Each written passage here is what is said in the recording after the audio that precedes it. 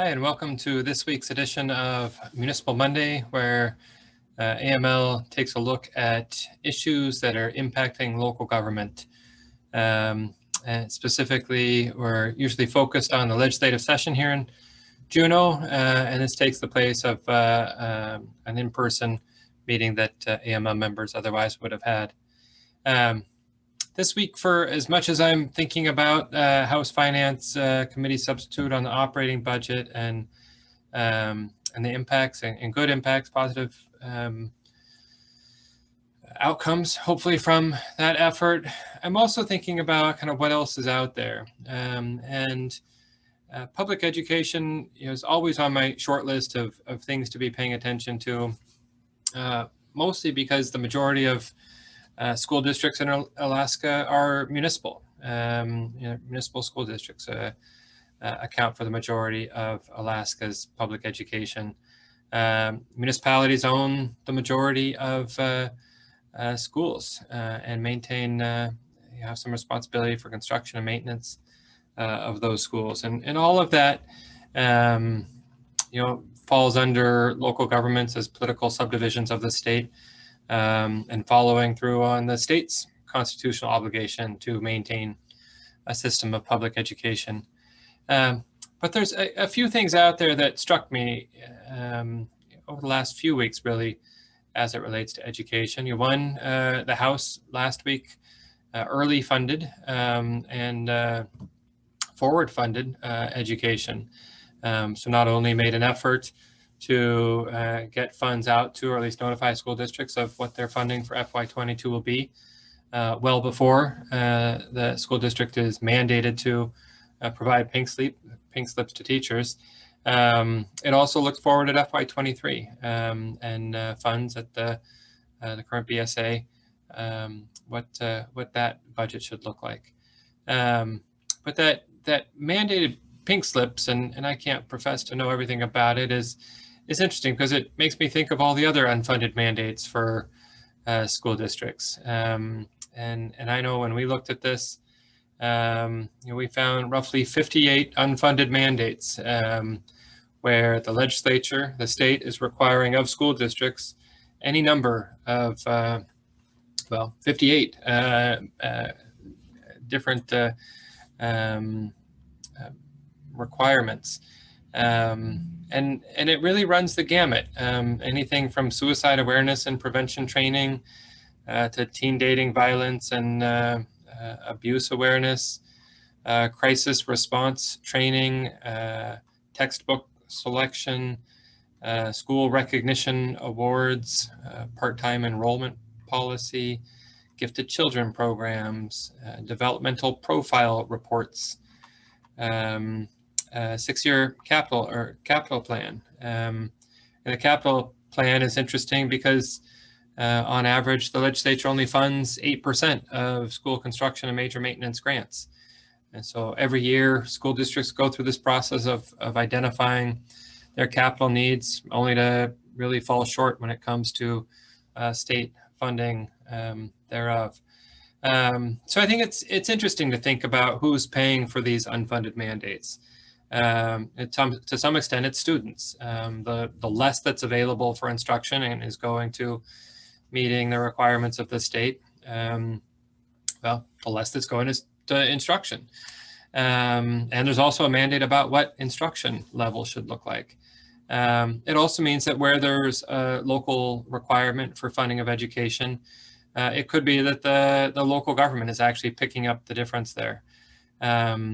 Which leads me to kind of a third area. It turns out that local governments do assist in really different kinds of ways in the state's education funding formula. And as you know, the state has an equalization formula.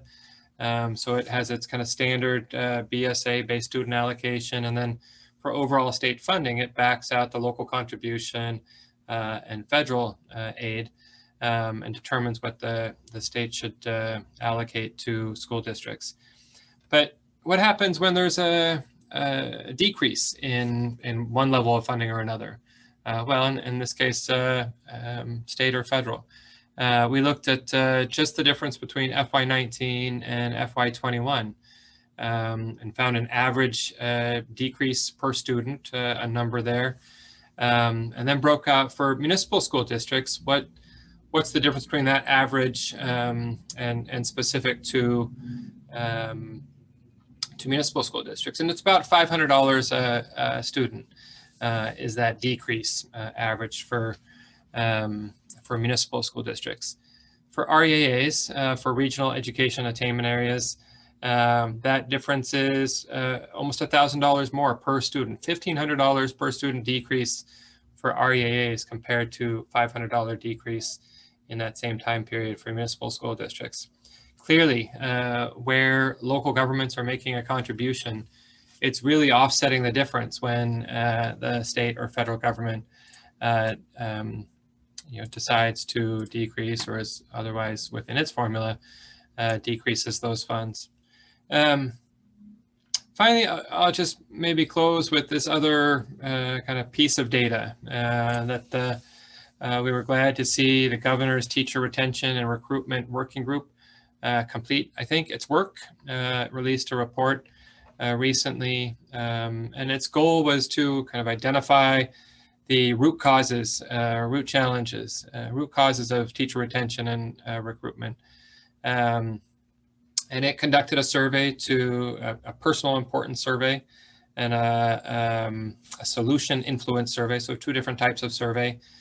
The number one answer within both surveys was pay. The personal importance surveys, the number one priority was adequate compensation for assigned duties.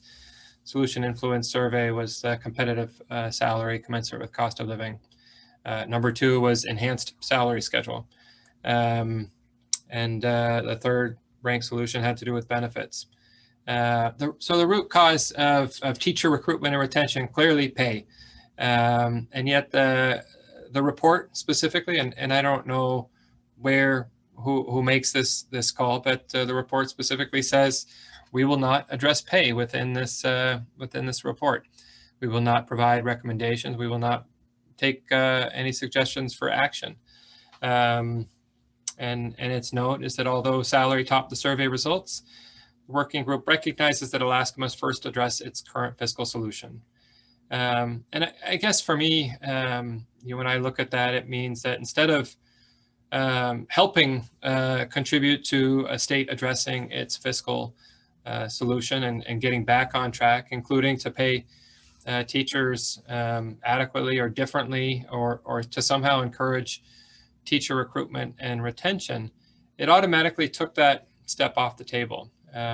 So lots of other ways to address the issue, but the working group didn't help to advance the discussion about what Alaska's fiscal situation could and should look like relative to improving and maintaining our constitutional obligation to provide for public education.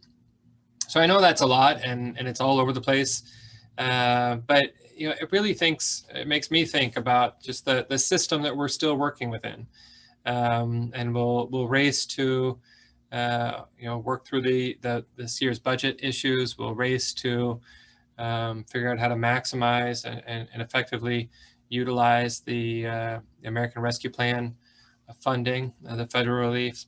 But we're still left with these systemic issues. And for the 10% of bills out there that are adding to and trying to change the education system further, I think there's still these other basic elements that we'll have to think about and work to address.